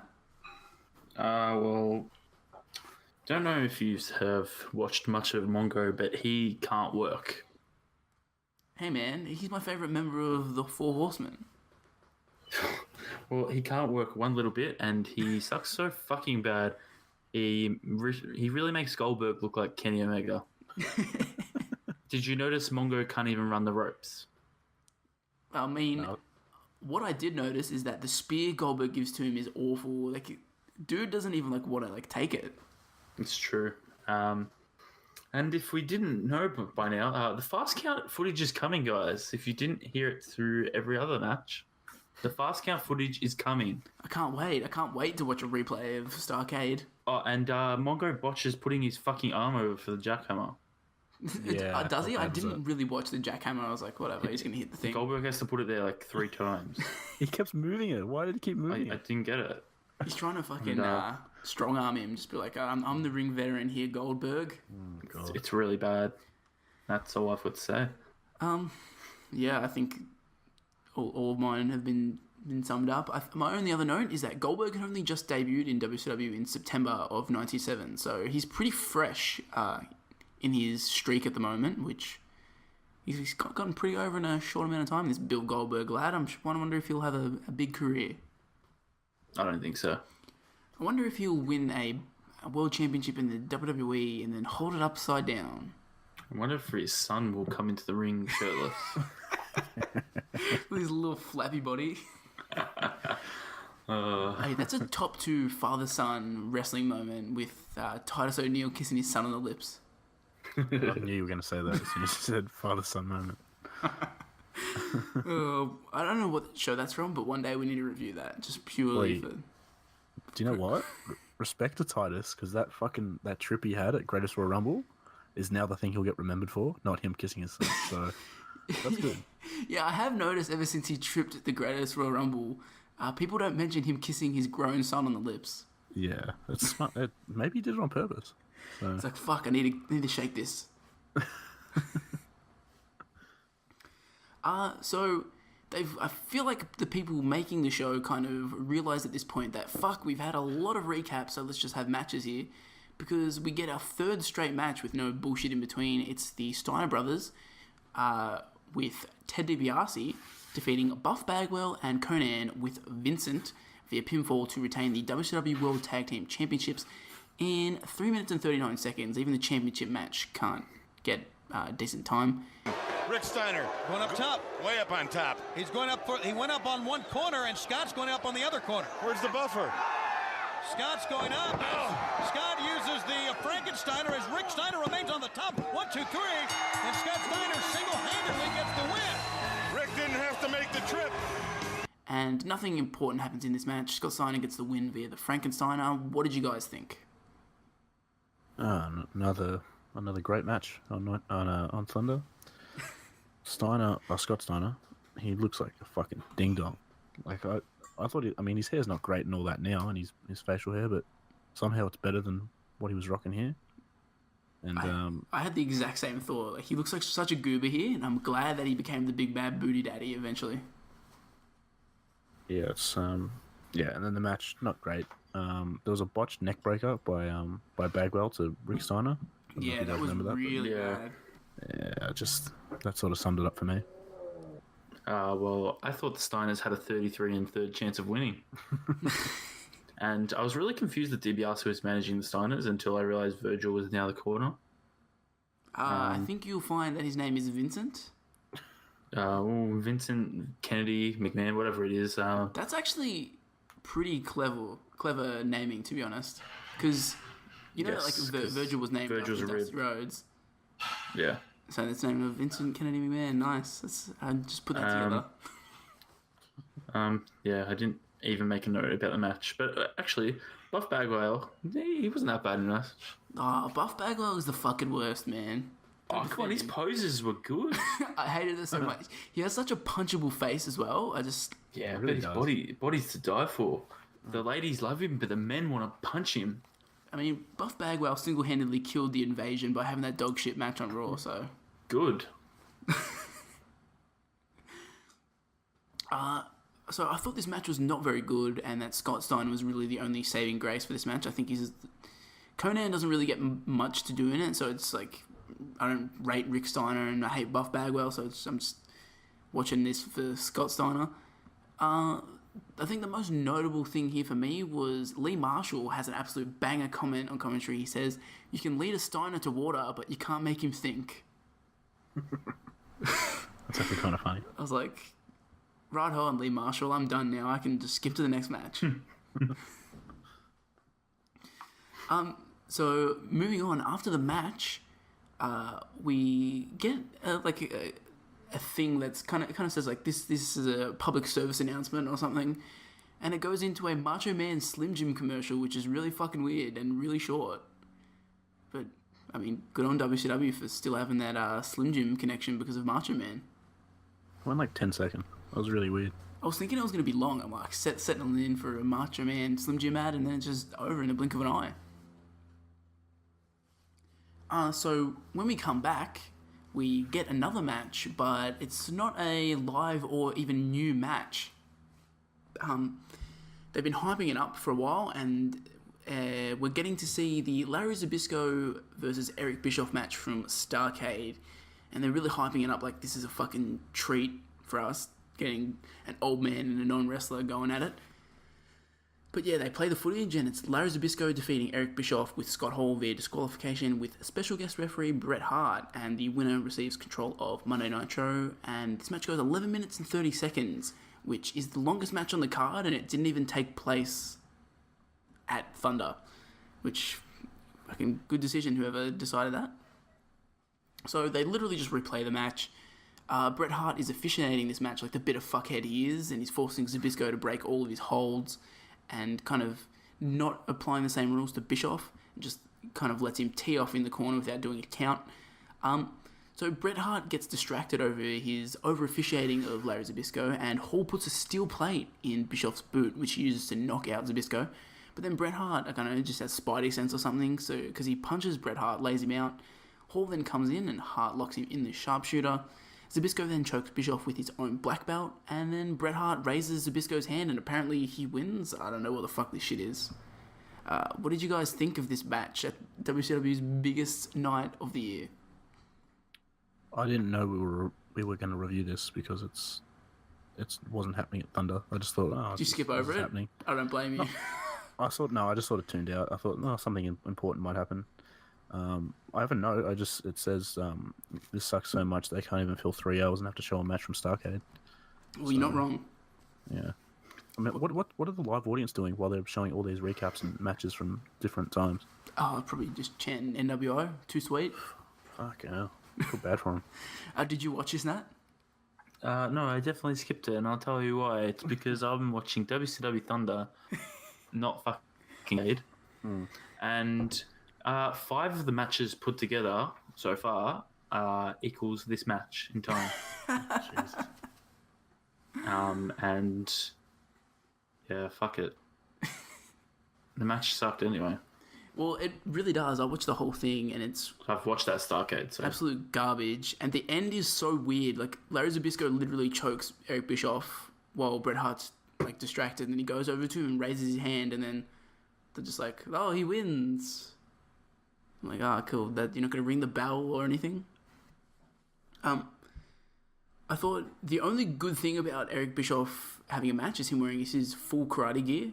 But other than that, this is dog shit. It's less entertaining than Bret Hart versus Vince McMahon at WrestleMania 26, so that goes to show how shit it is. And I just, in general, I feel like giving away an entire pay-per-view match for free is always a dumb idea. Like, Yeah. I don't know why I'm supposed to tune into anything if you're just going to give it away for free. I just have a couple of questions here for you boys. This one's directed more at Pricey. What's it like living with Larry Zybyzko? Be honest. I completely forgot what that was until you read it out. I was like reading it for like a minute. Like, what the fuck does that mean? Yeah, no, that's funny. It's just a deep cut reference for all the Best Friends fans out there. High Spots Network. Yeah, if you're a fan of Greg and Dustin, you'll understand. My other question is, and this is for both of you, what do you guys think Owen Hart would have said while watching this match? Matt. Oh wait, no, Brandon. I thought Brandon's impression of this was really good. Well, I was like, oh, Owen Hart, he's still alive at this point. That's cool. What would he say about this match with Bret Hart being the special guest referee? And he would definitely say, "That's my brother in there." And then he would go grab Stu and Martha Hart, grab him off the couch, and just tell him to throw in the towel because this match is fucking awful. That's true. They definitely should have. That's a fair point. I think it's impressive that we've watched two Bret Hart things now, and they've both been fucking garbage. Yeah, that's not great. He's not making a good claim for best there is, best there was, and best there ever will be. At this point, I was just thinking to myself, how was this the most popular wrestling company in the world? Like, this was on their biggest show of the year. This Thunder episode is a disaster. Like, why did people enjoy this? I don't know. If you want to watch Eric Bischoff in his karate gear, you go back and watch SummerSlam 2003. Exactly right. Hell yeah. Honestly, like, I feel like if you took, like, Bullet Club, when Bullet Club were at their hottest, like when, like, Kenny and Cody were feuding over it and shit like that, and you put that, like, in a company today, everybody would just flock to it, like, in 1998. 100%. Everyone is just latched onto the NWO and then refuses to let go until WCW gets really dog shit. So, like, Look how many fans now, and New Japan fans, just because of the Bullet Club. yeah, and Imagine if the Bullet Club was, I don't know, TNA in when they were hot 2010. yeah, Like, I wouldn't have. I don't think I ever would have watched a New Japan match if it wasn't for Bullet Club. Exactly. So, like imagine, like, I feel like if you chucked it back then, like Bullet Club, like, it would do what NWO did. Because, like, it's just a cool faction. People like the faction. People don't really... They just want to be around the faction. They don't really care that they're going to get Larry Zybyzko versus Eric Bischoff. Just give me that sweet fucking Hollywood Hogan entrance and let me two-sweet him. Factions are over, bro. and then they could actually have a decent match as well. Yeah, that's true. It would be... I would very much like to switch Bullet Club with NWO in their eras. Does that mean we have to live in the era of NWO? Because I don't want to do that. Oh, hell yeah, man. Larry Zybyzko. Fuck. So when we come back from commercial, we get Mike Tenay interviewing Larry Zybyzko, and Zybyzko is wrestling Scott Hall at Sold Out for some reason. And, you know, at this point, if there's one criticism I have of this show, it's that there's not enough Larry Zybyzko. I think whenever Larry Zybyzko is not on the screen, all the other characters should be asking, where's Larry Zybyzko? Um, Come on, I thought you guys would pop for that quote from The Simpsons. I'm trying my best, but the show is putting me to sleep. Well, I mean, I don't blame you. Larry Zybyzko is all over this show. That's true. So we get another flashback of Nitro, and it's Hogan, Vincent, and Scott Hall spray painting Ray Traylor's back. We then get Ray Traylor defeating Scott Hall via pinfall in 4 minutes and 19 seconds. Zybyzko has come out the ringside.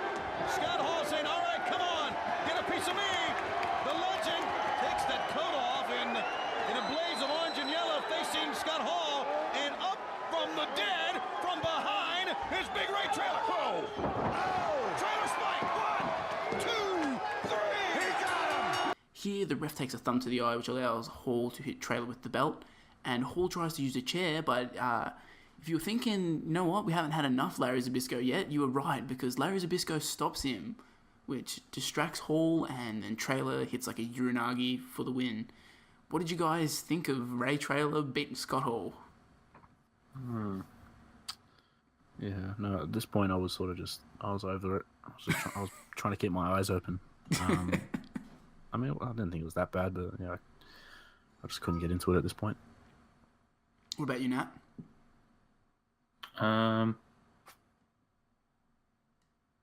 No. This show sucks. Well, I thought this was probably the best match on the card so far, which doesn't say a lot, but yeah, I've got to give him credit for that. Sorry, I'm just trying to find my notes. Well, in the meantime, Ray Trailer is dressed generic as fuck here, just as random dude, doesn't even have any kind of police gimmick. Yeah, that's my only note. Bossman looks shite here. And I also just wanted to point out that Ray Trailer going over Scott Hall in 1998 is not something I ever expected to see. True. Like, Scott Hall on top of his game, and then you've got big fat Ray Trailer just beating him. And within a year, he gets jacked up.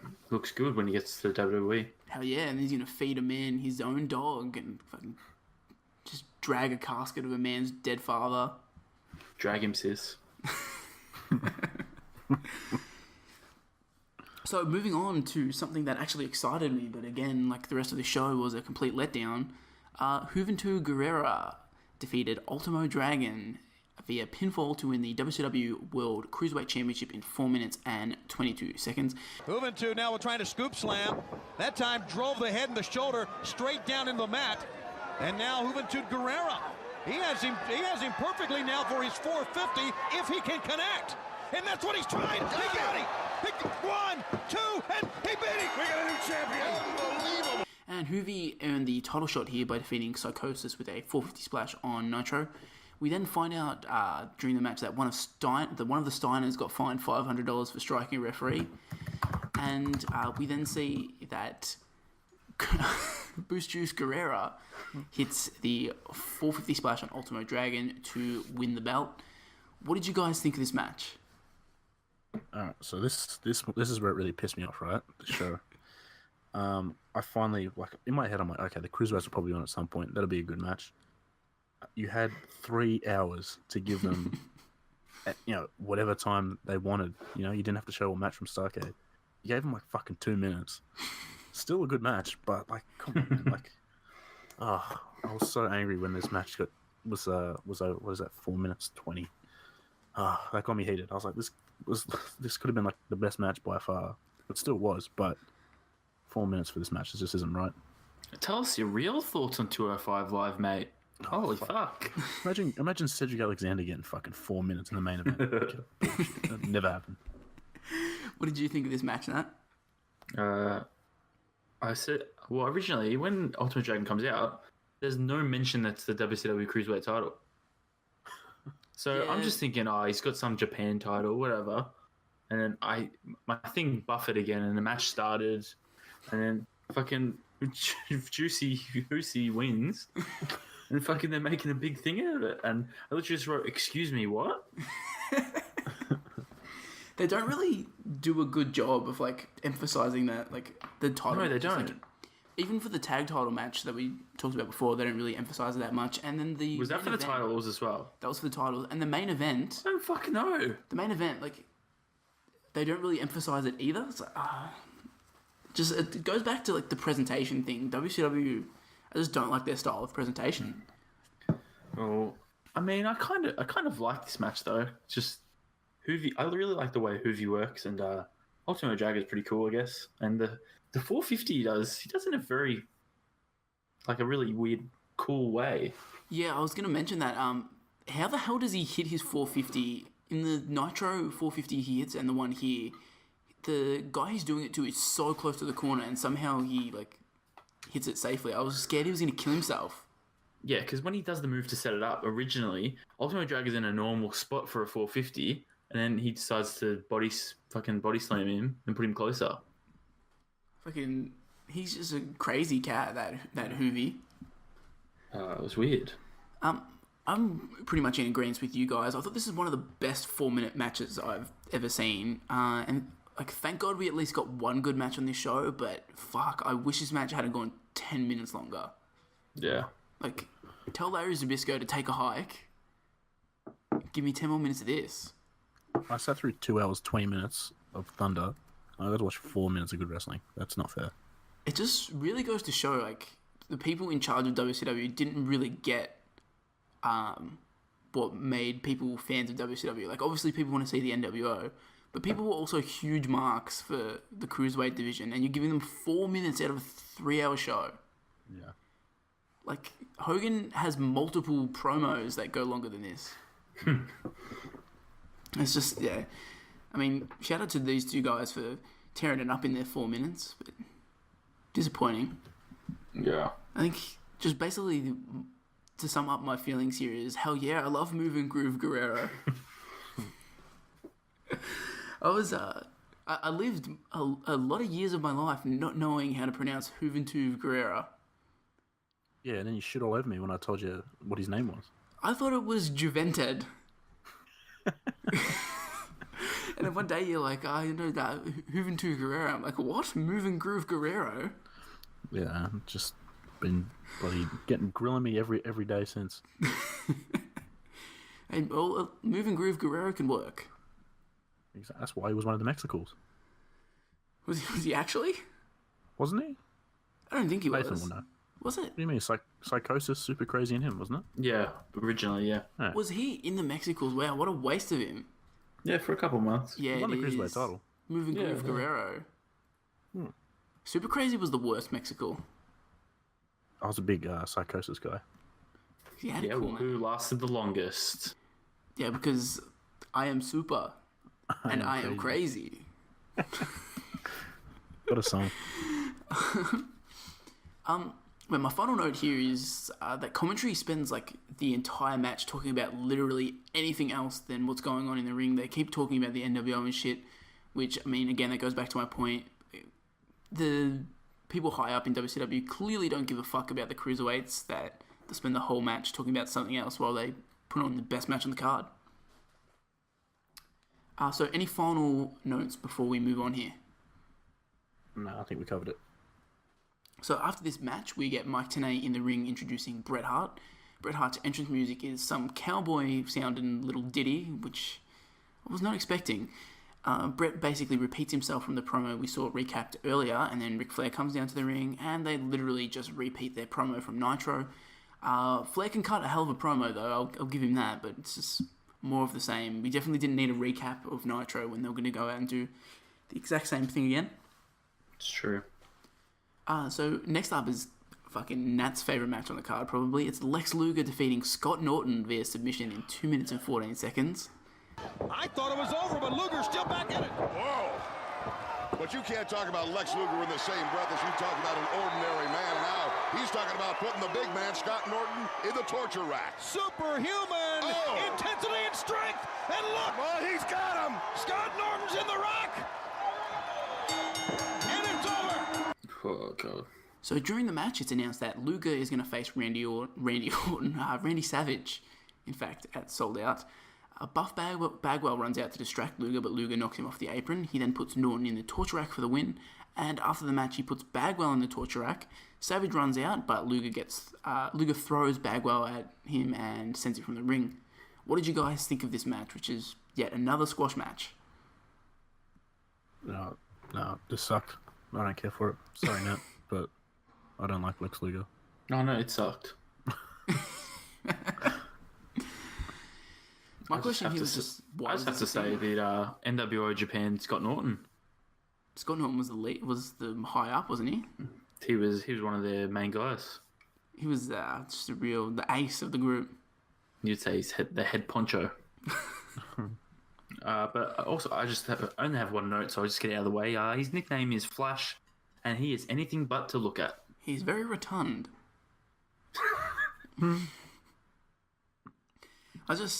The whole match, that's not saying much, it goes 2 minutes and 14 seconds, I was just thinking, where's Ice Train? They broke up with Buddy Hogwild. bro. It was just heartbreaking when they broke up, and Ice Train come take it well. back. Did we watch? Is that something we watched when we watched? Hog Wild, yeah. We watched Hog Wild in the lost episode that's lost to the ether that no one will ever hear. Ever. I knew I heard the name Scott Norton, but I've blocked out that match that he had. Yeah, they have that match, and Scott Norton, he has like so much tape on him. Or is that Ice Train? I can't remember. One of them has heaps of tape on them. Oh, I can't remember. Fun fact: I just did a little search of Ice Train, and so he wrestled up until April 7th, 1997 as May 12th, 1997 as Ice Train. And then he had a 3-year hiatus and then came back in 2000 as M.I. Smooth. Nice. He returned on a Thunder and he defeated Jamie-san, Kaz Hayashi, and Yun Yang, which one of them is Jimmy Wang Yang. I'm going to assume Yun Yang is Jimmy Wang Yang. But yeah, he came back, lost to Norman Smiley, lost to Goldberg, beat David Flair. What a career. Rest in peace, Ice Train. So any final thoughts here on the Lex Express running through Scott Norton? Oh God, end it now. I mean, besides Lex should have been the champion at the time. No. So we then get taken back to Starrcade and we see the finish of Sting and Hollywood Hogan. Hogan hits the leg drop and gets the 3 count, but Bret Hart stops the timekeeper from ringing the bell. Hogan tries to walk off with the belt, but he throws Hogan back into the ring and Hart restarts the match. Bagwell and Norton come out, but are fought off with ease, literally one soft punch. Sting hits the Stinger Splash and then wins with the Scorpion Deathlock. This is a fucking awful finish, and not just because Nick Patrick doesn't even do a fast count for the actual finish. Do you guys have any thoughts on... They've hyped it up. We've finally seen the controversial moment. What do you think of this finish to basically their WrestleMania? I skipped it. Yeah, I just I can't believe they're showing this shit like on Sunday. It just doesn't make sense. You gotta give away every single bit of your pay-per-view, I reckon. That's exactly right.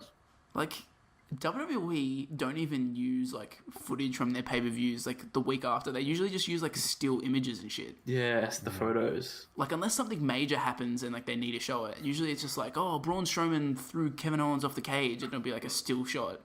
Because then it's an incentive to buy the network, or when they had the DVDs. Yeah, like it gives you a reason to actually go out and seek it. And like, instead of being like, oh, I'll just wait until Raw and I'll see everything that happened. Exactly. Like, especially in this day and age, if you miss it at the time, you kind of can't like catch up on it. So giving away all this stuff just doesn't make any sense. But I guess they were in the lead, so they didn't give a fuck. Yeah.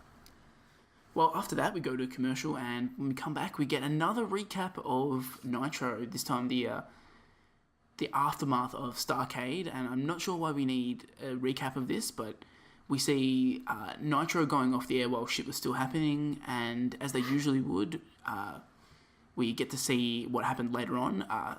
Hogan and Sting have their rematch. Hogan misses the leg drop, allowing Sting to hit the Stinger Splash. He tries to hit a second, but Hogan shields himself with the ref. Sting locks in the Scorpion Deathlock, but Nick Patrick runs out. Sting breaks the hold and grabs Patrick, allowing Hogan to cheap shot him and then roll him up while grabbing a handful of tights for the win. Sting goes after Hogan, and apparently the match is still going here. Sting locks in the Scorpion Deathlock again and wins the match. JJ Dillon tries to hand the belt to Sting, but Bischoff takes it from him. Sting beats down Bischoff, and then there's a huge brawl between WCW and the NWO. Man, this shit is so overbooked. I can barely keep track of what's going on. What's happening? Oh, maybe they really did need the recaps. So we cut back to the ring, and Mike Tenay is with JJ Dillon. Dillon brings Hogan to the ring, who comes down with Bischoff, Conan, Kevin Nash, Randy Savage, Miss Elizabeth, and Vincent. He then brings out Sting to the ring. Dillon announces that they have vacated the belt because they can't decide what to do, when clearly Sting is the champion. Sting is the rightful champion here, but apparently it was a tough decision. Sting says that Dillon has no guts. He then gets hit in the head with a shirt or something from the crowd. Which, did either of you notice what that was? Like, I couldn't really make it out. I was just, why did that get thrown at Sting? No, I don't know idea.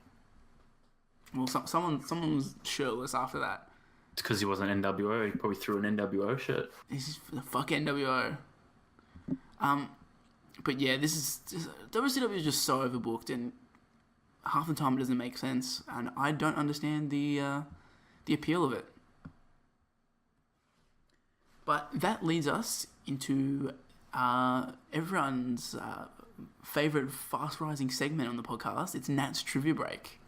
Woo! No Doc Hendricks this week because my voice hurts. So, I mean, he doesn't want to come in. Sorry.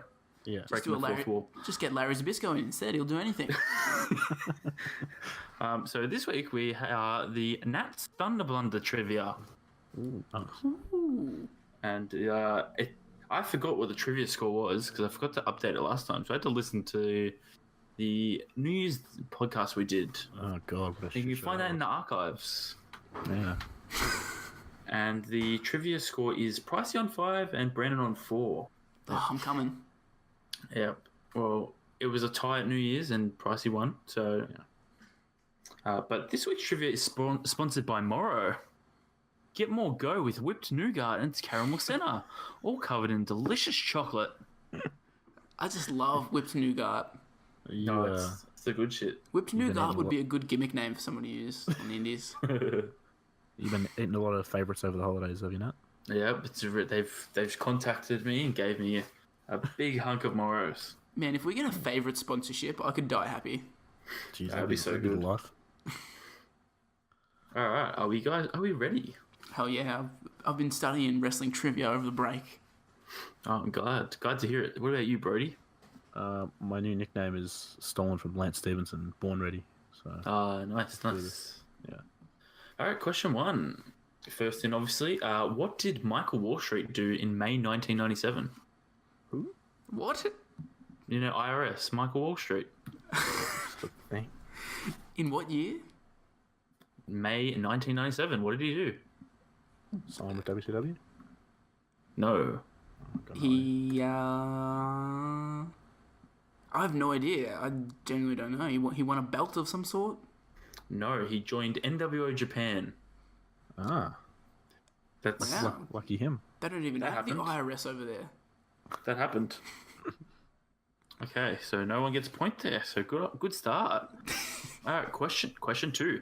Louis Spicolli does 2 things in the next 2 months after this. What are they? Retire? Well, I'm just hoping. I don't know. No. I have no idea. When's the US title? I'm going to say he loses to Goldberg and then he loses to Lex Luger. No, he joins the NWO and then he dies. Wow. He passes away in February. I do remember seeing that he died right after this. I went on his page and it was literally his career ended. Wow. He couldn't handle the NWO. It's too much. He There was he was only in the NWO as Scott Hall's manager. What was so he made him die. Do I get a half a point for that? Because technically he did retire. No, I'm not gonna. Okay. Not gonna rule out a point. He's a hard taskmaster. Thank you for asking. Question 3. Closest number wins. How many members are there in history for the NWO? 43. That's not fair because Brandon's probably done research for the podcast, and you know I don't. I've done 0 research on this. I'll go There's 50. a lot of NWO members. Go 50 maybe? You're closest. It's 62. Shit. Jesus, that counts NWO Japan and stuff, yeah? Yeah, every incarnation of NWO. Which also includes in the last NWO, which includes all the Nitro Girl. Oh yeah, I fucking loved Kimberly the Nitro Girl and Asia the Nitro Girl. Yeah, Shakira. Question 4. What was the parody NWO called in DDT Wrestling? MWO. Well, it's incorrect. What would the M stand for? I just want to know. Men World Order? Oh, nice. But nah. JWO? Nah. It's the AWO, which is the Aloha World Order. Of course. Wow. Can I just quickly point out, just a thought came to me when you said Nitro Girls are in NWO. That means Stacy Keibler was in the NWO, so just... Yes, she was, I think. Which... No, she wouldn't have been. Was she out of the Nitro Girls by then? Yeah, she would have been, yeah. Oh, well, it was so close. Because she was managing David Flair. It was so close to having George Clooney be a an NWO member by proxy. Oh, damn. All right, question 5. The score is still Brody on 1, Brandon on 0. What WCW wrestler was never in the NWO in WCW but was in WWE? Booker T? Fuck, that's a tie. Ooh. I'm giving you both the point there. Hey. Alright. That was good work by both of you. Yeah, we're pretty smart. Alright. Question 6. I don't think anyone's getting this one, but Lex Luger, Miss Elizabeth, and Ric Flair form a stable in 2000 called what? You're right. I'm not going to get this. I didn't say it was your kind of question. Yeah, lucky. Oh, it'd be something like the studs or something. The good lookers. Something to do with good looks. No. Yeah, I have no idea. All I know is Lex Luger was porking Miss Elizabeth at that stage. So. Was he really? Yeah. Yeah. Well, when Elizabeth dies, that's on May 1st, and they get in a domestic. He punches her on the April 21st. Damn. And she dies by alcohol and drug overdose a couple days later. They also leave WCW together. They crack the shits and they walk out. They did, but no one's got it right, and they were called Team Package. Oh my god, that's an awful name. Should have been Team Stud Muffins. Here's one I think someone will get. Question 7. What was the last DDP match he was in? The Royal Rumble from 2015? Incorrect. When he wrestled Heath Slater? Incorrect. Wow. DDP. The answer is the WrestleMania 32 Andre the Giant Memorial Battle Royal. That was memorable. Was that a pre-show one? Is that the one Baron Corbin won? Yeah, that's the one Corbin won. Yeah. Well, we're up to question 8, and the score is 1-2. Brody's way. Someone would definitely get this question. So question 8. Steve McMichael was married to who? I have no idea. Are you fucking serious? Was he married to a woman? No, that's your answer. Fucking idiot. Damn it, that was not... Is this common knowledge? Fucking yeah, because the woman's last name, she uses it in WWF. Oh, that's cheating. There's a McMichael? I'm not giving you the points. Fucking hell, pricey. It's Deborah. Really? Beat Deborah. It's Deborah. She uses. What do you mean? She uses that name? Deborah McMichael. Yeah. Oh, I've only ever heard her referred to as Deborah. This is the worst trivia I've done. It's too hard. Yeah, it's fucking tough questions. We don't know WCW. Yeah. Well, let's do closest answer wins for this one, since you won't get it exactly. How old was Charlotte Flair at this time? She was 12. I'm gonna say. She appears on WCW programming in like a couple years when David Flair starts getting fucking pushed. The ding dong. It's true. Because they go to the Flair's house. She's 10. She's 11. I'm giving you both the points. Ooh. Fucking hell. Jesus. I knew I overshot when I said 12 because like she's just a little bit younger than that. Well, Brandon, you need to win this one to make it a tie. Whew. And I've got to somehow think of a tiebreaker. Fuck. I'm just thinking if I have to do a tiebreaker. Okay. I'm gonna win this one. Let's go. Okay, thank you. Question 10. How long was Goldberg's streak? 193 or something? Brandon, what's your answer? 196. Brody wins 173. 73, was it? Fuck. I knew it was something like that. A lot of wins. And then he got done in by a cattle prod. He did. And so that brings the end to the trivia. Brody on 4, Brandon on 2. That is the least uneventful trivia we've had. I mean, I had to get the Goldberg question right. That's it. That's very true. So that does it. So that brings up Brody a 2-point lead, making 6 to Brandon's 4. Brandon's not scared of a comeback. Can't win them all. And back to you, Larry. I wish Larry Zybyzko had a voice that you could do an impression of.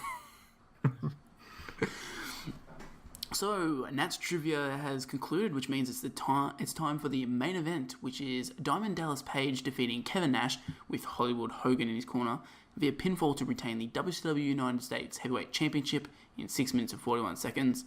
He's trying to get on his feet so he can fight this big guy, Kevin Nash. That's right, and now Nash back to the attack, a pickup.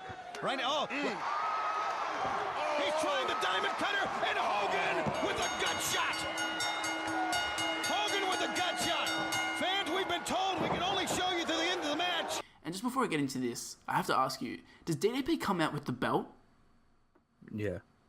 Okay, I didn't see him come out with the belt like during his entrance. Like, I only half paid attention to it. And so I was like, is this like a vacant title or what the fuck's going on here? It really threw me for a loop. So we have, as I mentioned, Hogan and Nash here, who could have just stayed in the ring because they were in the ring for the last segment, but they're going to make their entrance yet again.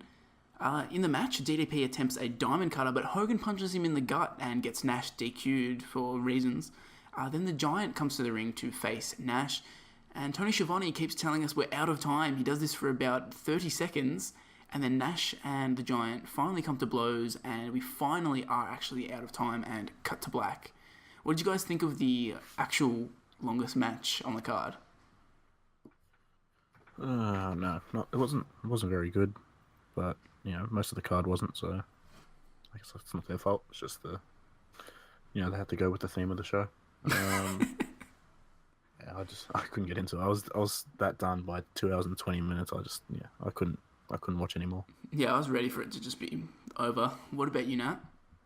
Blink and miss it type of main event, because I must have looked down and then all of a sudden the fucking network was finished. So I really didn't see that. I didn't see the finish at all. Did DDP win, or do we see that? DDP hit a diamond cutter, and then Hogan punches him in the gut, so he wins by DQ, and then the Giant comes out and kind of stares down Kevin Nash, and then... because he wrote via pinfall. Okay, yeah, I fucked up there. Okay. So I just didn't understand. Pro Fight Database didn't have any of the, how they won, so I just put via pinfall for all of them and changed them as I went. I didn't do it for that one. Fair enough. Yeah, he wins by DQ. So, I mean, this match was a stinker. DDP and Kevin Nash are, not too bad, but yeah, this is not great. Not great. Anticlimactic ending. 100%. Kills the whole show. Fucking Tony Schiavone just yelling, "Oh, we're out of time, we're out of time." I'm like, are you actually out of time, or are you just stalling for these two to start throwing down? It's true. I was hoping they were out of time for about 2 hours. I was hoping right about the time where Mongo McMichael came out. I was hoping they'd be out of time then. My only note on this match is shout out to DDP's knockoff "Smells Like Teen Spirit" theme. That's about it. Yeah, well, there's not much to say. Yeah, WCW fucking sucks, and this was dog shit. That's true. After the show goes off the air, we have Sting defeating Hollywood Hogan in the show's dark match to send the fans home happy. So, there's that. Oh, great. Too bad we didn't get to see that. Yeah. So that basically does us for the card here. What did we think was the match or segment of the night? Jeez. Match of the night is Hoovy and Ultimate Dragon. Yeah, I don't know. That's probably the best segment as well. There's probably nothing else up to that standard, I don't think. What about you, Nat? I'd have to say that match too, but probably Lex Luger's promo is pretty good. I'm not taking the piss. It was good. Well, I definitely have to say that everything that Larry Zybyzko was involved in was my segment of the night.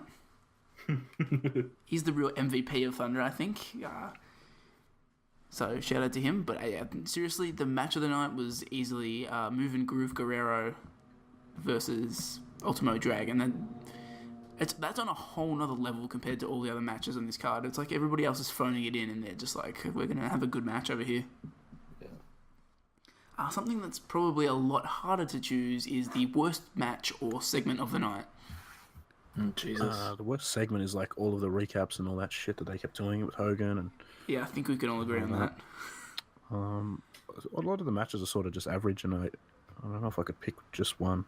So, I don't know, one of those early ones in the card. I'm not too sure. What about you, Nat? Probably the Giant match. It didn't really do anything for me. Yeah, I don't think any of these matches did anything for me. No, fair enough. This is a terrible show. I don't know, maybe maybe I'll just say the opener because of the stupid fucking JJ Dillon bullshit. Give Chris Adams his win, damn it. But yeah, I guess that does it for that. What are our final overall thoughts of the debut episode of WCW Thunder? Not great. Pretty much just a recap show with some shitty matches and a good Cruiserweight match thrown in. What about you, Nat? It's some of the worst wrestling content you'll ever watch. Yeah, I can't disagree with that. Like, it's not good at all. I was kind of excited for this, the debut of Thunder. This is peak WCW, pretty much. And then you have to sit through all of that. I was like, oh, is this what people were excited about? Is this what was apparently the glory days of wrestling? I'm glad I was too young to actually properly follow along and understand this, because it's dog shit. You have no idea how bummed I was when I messaged you guys this morning asking how long this was going to be. I was thinking it was going to be an hour, and you were like, no, it's over 2. Oh, cool. Jesus. I was expecting it, I literally went in, I'm like, this might only be 1 hour. I don't think they're going to do a full 2-hour show. It's Thunder. I don't remember them ever putting too much emphasis on it. And I was like, oh no, it's probably, I look at the card and I'm like, oh no, that'd be a jam-packed 2-hour show because of, it's the debut. And then no, it's 3 hours. It's terrible. Yeah, very fun. Just terrible. I don't understand the appeal of WCW. I still don't understand it. They had cool cruiserweights and the NWO. I don't think that would have been enough to sustain my interest in the show. If I was born 10 years earlier, I don't think I would have been a WCW guy. I feel like I would have been a full WWF mark. Yeah. Yeah, probably. I would have been going to school during the Dark Ages and being like, nah, man, fuck Scott Hall and Kevin Nash. Diesel and Razor Ramon in the WWF right now, they're way better. So that wraps us up for the actual show, which leads into the aftermath. And we get some extra info about Kevin Nash and his heart attack here. It's said that there wasn't any real concern from people who knew Nash, and that most people were just assuming it was indigestion or stress leading to chest pain. Fun fact, Kevin Nash had been scheduled to work against the Giant for the last 3 pay-per-views. At Halloween Havoc, he missed the show due to knee surgery. The injury was legit, but there was a question as to whether it was actually necessary that he needed the surgery at that time, or whether it could have been postponed to a later date. But Nash chose to do it then. He was advertised for a match with Giant at World War III, but he claimed to not be fully recovered yet, and got out of that as well. And then obviously he gets out of Starrcade. And yeah, they have their match at Sold Out eventually, finally. It took fucking half a year for the Giant to finally get it, but he got there in the end. But yeah, Nash and Hall were pretty notorious for faking injuries kind of around this time. They were just taking advantage of WCW, and it kind of spread to the rest of the locker room, where other people would start doing things like that. And it got so bad, don't know if you've ever heard about this, but it got so bad that WCW started halving the paychecks of people who were injured. I've never heard of that, but it sort of makes sense from some of the stuff you hear about those guys having creative control and things like that back in the day. Which, it's a kind of a dick move, to halve the paycheck of someone who's injured, but, everybody was taking advantage of them. So, you've got to do something at that point. It's kind of just, a few bad eggs spoiling it for everyone else. Because I remember reading Rey Mysterio was injured in, 99 or 2000, had a pretty bad knee injury, and he kind of kept working through it and, showing up for Nitro, saying, he couldn't do matches, but he'd do, segments and stuff, just so his paycheck wouldn't get halved. So, I like Hall and Nash, but the more you read about them, the more you're you guys are kind of fuckwits. Yeah, that's true. So we also get a bit more light shed on Randy Savage filling in for Conan at Starrcade. Savage only agreed to do the match if he got the win because it was a lower card match, and Savage he sees himself as a main eventer, so he wasn't going to do a match that low on the card and not get the win. He also refused to pin Ray Traylor in the match because Traylor is considered a jobber at this point, and he wanted his win to be over one of the Steiners since they're higher in the pecking order, and that's why he got the win over Scott Steiner. And there's a little update on the Cruiserweight division's feelings at this point in time, and the feeling amongst most of the mid-card and Cruiserweight guys in WCW is that they would rather be anywhere else, since there's no upward mobility in WCW for them. They're realising that they're all doomed to just work the mid-card for as long as they're in WCW, but they're all locked into contracts and they can't leave. So basically everyone below the main event is miserable because they know the company doesn't care about them. And that's always good. Basically, in that report from Meltzer there, you can see that WCW is kind of getting ready to start imploding, and it's only the beginning of 1998. Like, technically, they're still at their peak. Which, like, doesn't seem that way. If you were kind of one of the smarks at this time, following along with Meltzer, I feel like it kind of would have been obvious that WCW's meteoric success is probably going to be short-lived, considering everything that's going on backstage. Yeah. Like, WWF is kind of starting to come good at this point as well anyway, so, like, the writing's sort of on the wall. So Dave Meltzer put out his thoughts on the Thunder debut, and he said the WCW Thunder debut did a strong 4.02 rating, and it went up against the NBC's Monster Thursday Night lineup, which had Friends into Seinfeld into ER, which is...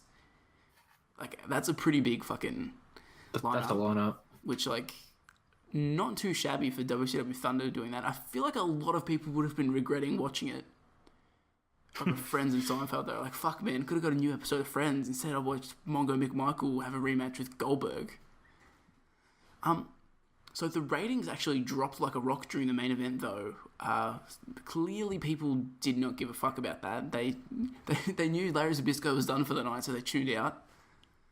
But yeah, Meltzer said it was mostly a forgettable show, and obviously, as we've said, the first episode was 3 hours, but up until a few days before the show, no one even knew if it was going to be a 2 or 3 hour show, and they eventually decided on 3 hours for the debut but from now on, it'll be 2 hours, so I bet you, Pricey, were wishing that they had decided on 2 hours. I'm assuming I cut out. No. I just don't want to talk about Thunder anymore. Well, even worse news is that effective from the next week, Nitro permanently became a 3 hour show, and the decision was made because WWF's unopposed second hour was doing strong ratings after Nitro went off the air. So yeah, WCW kind of wanted to try and nip that in the bud, and we kind of have Nitro to thank for Raw being 3 hours in this modern era, because they were the first wrestling show to do the 3 hour format. Thanks, Larry Zybyzko. Yeah, you fucking piece of shit. Fucking cunt. I'm gonna kill you. Next week, Thunder would do a 3.65 in the ratings, so a significant dip down from the debut, which kind of makes sense. The pay-per-view following the debut of Thunder was the 1998 Sold Out event, and it took place in Harrow Arena in Trotwood, Ohio on January 24. It did 300,000 buys and was a sellout with a 5,486 attendance. And the card is quite a lot better than Starrcade in terms of quality. We've got a solid opening match that has Chavo Guerrero Jr., Move and Groove Guerrero, Liz Mark Jr., and Super Carlo, I think, versus El Dandy, La Parka, Psychosis, and Silver King, which is a 4-star match opening the show. And then you've got a bunch of other good matches: Benoit, Raven, Jericho, Rey Mysterio. A dud, though, between Ray Traylor, the Steiner Brothers, and Buff Bagwell, Conan, and Scott Norton. So, still some classic WCW stinkers in there. And you kind of, just looking at this card, you get an idea about how much they didn't really care about the belts here, and they just kind of hot potatoed them. In the debut of Thunder, Juventud wins the Cruiserweight belt from Ultimo Dragon, but then he loses it almost immediately to Rey Mysterio, who loses it to Jericho at this pay-per-view, so kind of just meaningless, just switching belts all over the place at this point. But yeah, I guess that does us for this episode. Thanks for listening to the Wrestle Hunks Podcast. You can find the show on Twitter at WrestleHunksPod and on Instagram with the exact same handle. I'm on Twitter as @SourceMarlow. Pricey is on Twitter as @EvilBrodyPrice, and Nat is on Twitter as @NathMarlow. You can also find the show on iTunes, Spotify, Stitcher, Google Play, YouTube, and all services that support podcasts. And feel free to rate us on iTunes and look out for Nat and Pricey chatting the weekly happenings in the world of professional wrestling. We'll be back at it. Friday. It'll be up Friday or Saturday, I think. Something like that, and we'll probably get into NXT UK.